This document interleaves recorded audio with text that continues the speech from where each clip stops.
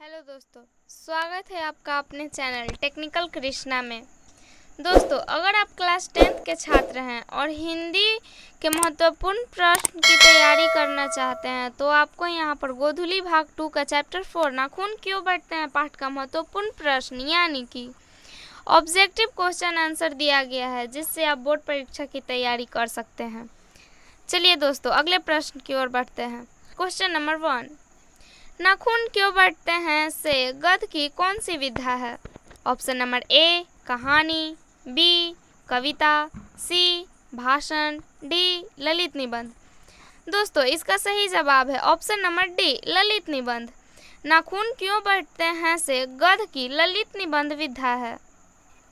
Question number 2, अनाम दास का पोथा साहित्य की किस विधा की रचना है? ऑप्शन नंबर ए कहानी, बी उपन्यास, सी निबंध, डी नाटक। दोस्तों, इसका सही आंसर है ऑप्शन नंबर बी उपन्यास। अनाम दास का पोथा साहित्य उपन्यास विधा की रचना है। क्वेश्चन नंबर 3, इनमें कौन सी रचना निबंध संग्रह है? ऑप्शन नंबर ए हिंदी साहित्य की भूमिका, बी प्राचीन भारत के कलात्मक विनोद, सी नाथ सिद्धों की बानियां, डी चारुचंद्र लेख। आंसर है ऑप्शन नंबर बी प्राचीन भारत के कलात्मक विनोद। क्वेश्चन नंबर 4, द्विवेदी जी को आलोक पर्व पर कौन सा पुरस्कार मिला? ऑप्शन नंबर ए प्रेमचंद पुरस्कार, बी कुमारन आसान पुरस्कार, सी ज्ञानपीठ पुरस्कार, डी साहित्य अकादमी पुरस्कार। आंसर है ऑप्शन नंबर डी साहित्य अकादमी पुरस्कार। द्विवेदी जी को आलोक पर्व पर साहित्य अकादमी पुरस्कार मिला। क्वेश्चन नंबर 5, कालिदास की ललितीय योजना किनकी रचना है? ऑप्शन नंबर ए रामविलास शर्मा की, बी नलिन विलोचन शर्मा की, सी हजारी प्रसाद द्विवेदी की, डी अशोक वाजपेयी की। दोस्तों, इसका सही जवाब है ऑप्शन नंबर सी हजारी प्रसाद द्विवेदी की। कालिदास की ललितीय योजना हजारी प्रसाद द्विवेदी की रचना है। क्वेश्चन नंबर 6, मनुष्य को नाखून की जरूरत कब थी? ऑप्शन नंबर ए जंगली जीवन में, बी शिक्षित जीवन में, सी अशिक्षित जीवन में, डी अविकसित जीवन में। आंसर है ऑप्शन नंबर ए जंगली जीवन में। मनुष्य को नाखून की जरूरत जंगली जीवन में थी। क्वेश्चन नंबर 7, देवेंद्र को मानवेंद्र से क्यों सहयोग लेना पड़ा? ऑप्शन नंबर ए पत्थर के अस्त्र के होने के कारण, बी लोहे के अस्त्र शस्त्र के कारण, सी नखास्त्र के कारण, डी लकड़ी के अस्त्र शस्त्र के कारण। आंसर है ऑप्शन नंबर बी लोहे के अस्त्र शस्त्र के कारण। देवेंद्र को मानवेंद्र से लोहे के अस्त्र शस्त्र के कारण सहयोग लेना पड़ा। क्वेश्चन नंबर 8, असुरों के पास नहीं थे। ऑप्शन नंबर ए विधाएं, बी शक्ति, सी युद्ध कौशल, डी लोहे के अस्त्र। आंसर है ऑप्शन नंबर डी लोहे के अस्त्र। असुरों के पास लोहे के अस्त्र नहीं थे। क्वेश्चन नंबर 9, नगधर मनुष्य किस पर भरोसा करके आगे की ओर चल रहा है? ऑप्शन नंबर ए स्वयं पर, बी देवताओं पर, सी पाषाण अस्त्र पर, डी एटम बम पर। आंसर है option number D atom bomb पर। नगधर मनुष्य एटम बम पर भरोसा करके आगे की ओर चल रहा है। क्वेश्चन नंबर 10, कितने वर्ष पहले का भारतवासी नाखूनों को जम के संवारता था? ऑप्शन नंबर ए 1000 वर्ष पहले का, बी 2000 वर्ष पहले का, सी 500 वर्ष पहले का, डी 200 वर्ष पहले का। आंसर है ऑप्शन नंबर बी 2000 वर्ष पहले का। 2000 वर्ष पहले का भारतवासी नाखूनों को जम के संवारता था। क्वेश्चन नंबर 11, मनुष्य को सुखी बनने हेतु भौतिक संसाधनों की वृद्धि करने की सलाह कौन लोग देते हैं? ऑप्शन नंबर ए संत, बी विद्वान, सी नेता, डी अभिनेता। आंसर है ऑप्शन नंबर सी नेता। मनुष्य को सुखी बनने हेतु भौतिक संसाधनों की वृद्धि करने के लिए नेता लोग सलाह देते हैं। क्वेश्चन नंबर 12, देश की आज़ादी के लिए हजारी प्रसाद द्विवेदी ने अपने निबंध में किस शब्द को उपयुक्त बताया है? ऑप्शन नंबर ए अधीनता, बी स्वाधीनता, सी उन्मुक्त, डी उच्छृंखलता। आंसर है ऑप्शन नंबर बी स्वाधीनता। देश की आज़ादी के लिए हजारी प्रसाद द्विवेदी ने अपने निबंध में स्वाधीनता शब्द को उपयुक्त बताया है। क्वेश्चन नंबर 13, कौन नाखून को जिलाया जा रहा है? ऑप्शन नंबर ए मनुष्य, बी राक्षस, सी प्रकृति, डी पशु। आंसर है ऑप्शन नंबर सी प्रकृति। प्रकृति नाखून को जिलाया जा रहा है। क्वेश्चन नंबर 14, नाखून क्यों बढ़ते हैं निबंध में लेखक ने किस बूढ़े का जिक्र किया है? Option number A Balkrishna Gokhale, B Sardar Patel, C Mahatma Gandhi, D Krishnachandra Gandhi. Answer है option number C Mahatma Gandhi. नाखून क्यों बढ़ते हैं निबंध में लेखक ने महात्मा गांधी का जिक्र किया है। क्वेश्चन नंबर 15, दंतावलंबी का अर्थ है? ऑप्शन नंबर ए लंबे दांतों वाला, बी दांत का सहारा लेकर जीने वाला, सी दांतों वाली, डी दांत को धारण करने वाला। आंसर है ऑप्शन नंबर बी दांत का सहारा लेकर जीने वाला।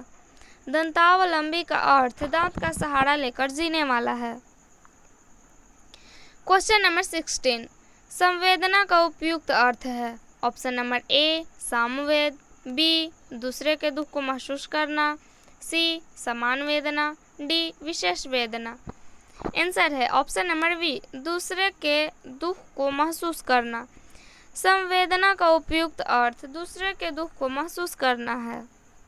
क्वेश्चन नंबर 17, गौतम ने कहा था कि मनुष्य की मनुष्यता है। ऑप्शन नंबर ए सभी के दुख सुख को सहानुभूति के साथ देखना, बी सभी के प्रति असमानता का भाव रखना, सी स्वार्थ का भाव रखना, डी भौतिक विकास करना। आंसर है ऑप्शन नंबर ए सभी के दुख सुख को सहानुभूति के साथ देखना। गौतम ने कहा था कि मनुष्य की मनुष्यता उसी में है जो सभी के दुख सुख को सहानुभूति के साथ देखता है। क्वेश्चन नंबर 18, नाखून क्यों बढ़ते हैं निबंध में निबंधकार का कौन सा दृष्टिकोण प्रकट होता है? ऑप्शन नंबर ए पशुवादी, बी मानववादी, सी देववादी, डी दानववादी। आंसर है option number B मानववादी।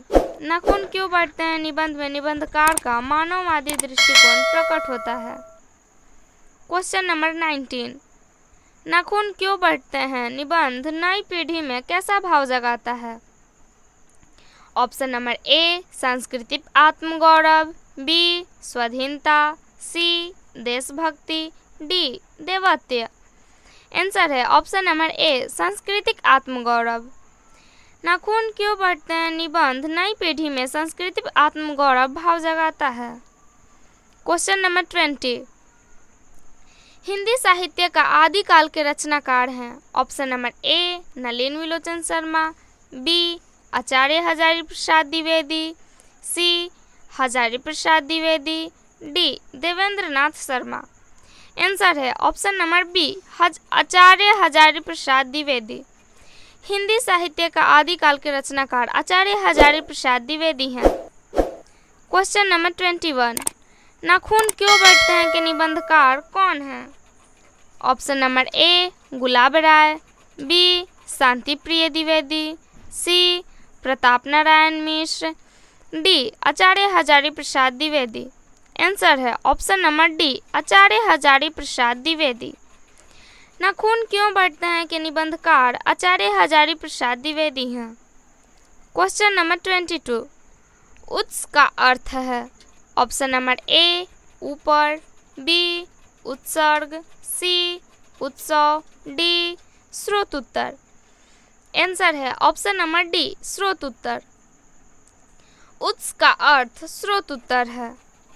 Question number 23, आचार्य हजारी प्रसाद द्विवेदी ने साहित्य की किस विधा में लेखन नहीं किया है?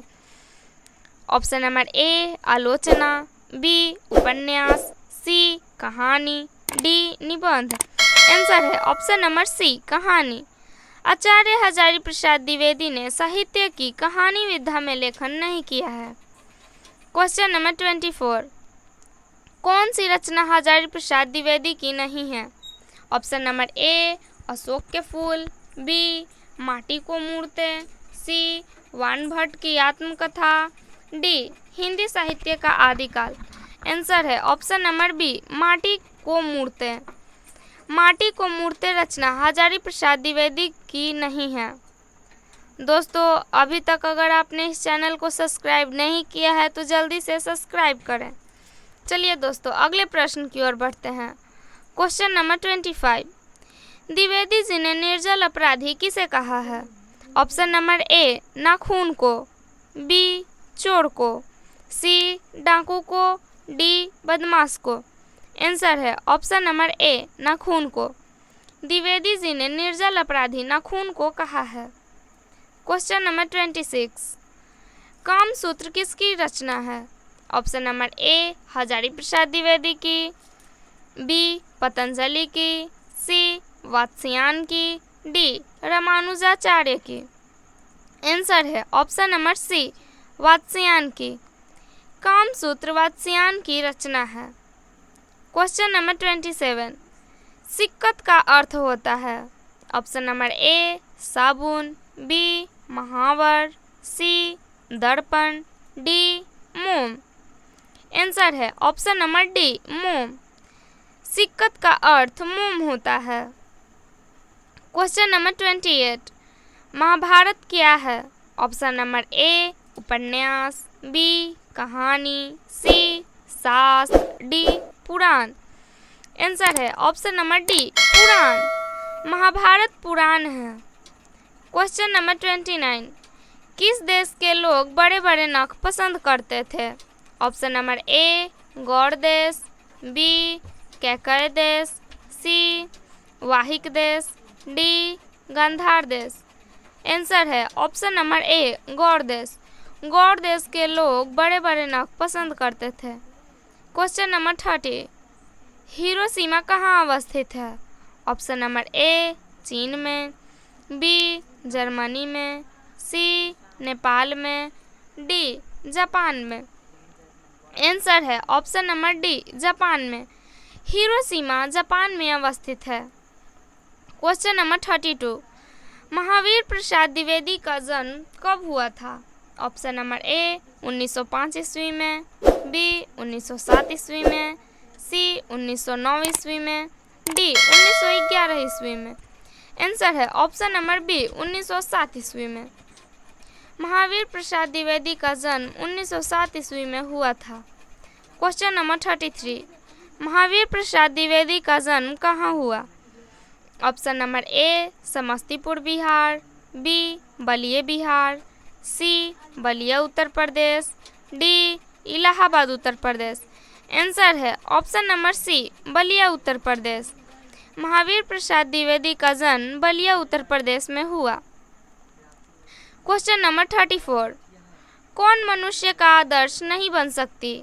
ऑप्शन नंबर ए शेर, बी बंदरिया, सी भालू, डी हाथी। आंसर है ऑप्शन नंबर बी बंदरिया। बंदरिया मनुष्य का आदर्श नहीं बन सकती।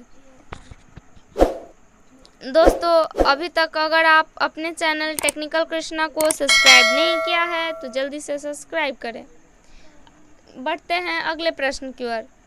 क्वेश्चन नंबर 35, देवताओं का राजा से किन्हें संबोधित किया जाता है? ऑप्शन नंबर ए महादेव को, बी विष्णु को, सी इंद्र को, डी ब्रह्मा को। आंसर है ऑप्शन नंबर सी इंद्र को। देवताओं को राजा से इंद्र को संबोधित किया जाता है। क्वेश्चन नंबर 36, नख किसका प्रतीक है? ऑप्शन नंबर ए मानवता का, बी पशुता का, सी ए और बी दोनों का, डी इनमें कोई नहीं। आंसर है ऑप्शन नंबर बी पशुता का। नख पशुता का प्रतीक है। क्वेश्चन नंबर 37, पृथ्वीराज रासो किनका संपादन है? ऑप्शन नंबर ए हजारी प्रसाद द्विवेदी का, बी मैक्स मूलर का, सी सुमित्रा नंदन पंत का, डी नलिन विलोचन शर्मा का। आंसर है ऑप्शन नंबर ए हजारी प्रसाद द्विवेदी का। पृथ्वीराज रासो हजारी प्रसाद द्विवेदी का रचना है। क्वेश्चन नंबर 38, अशोक के फूल किनकी रचना है? ऑप्शन नंबर ए दिनकर की, बी सुमित्रा नंदन पंत की, सी हजारी प्रसाद द्विवेदी की, डी गुणाकर मूल्य की। आंसर है ऑप्शन नंबर बी सुमित्रा नंदन पंत की। क्वेश्चन नंबर 39, हजारी प्रसाद द्विवेदी की मृत्यु कब और कहाँ हुई? ए 1979 दिल्ली में, बी 1984 अजमेर में, सी 1989 उत्तर प्रदेश, डी 1994 कानपुर। इसका सही उत्तर है ऑप्शन नंबर ए 1979 दिल्ली में। हजारी प्रसाद द्विवेदी की मृत्यु 1979 दिल्ली में हुआ था। आज का वीडियो यहीं पे समाप्त होता है। अगर ये वीडियो आपको पसंद आए तो इसे सब्सक्राइब, लाइक एंड शेयर ज़रूर करें। धन्यवाद।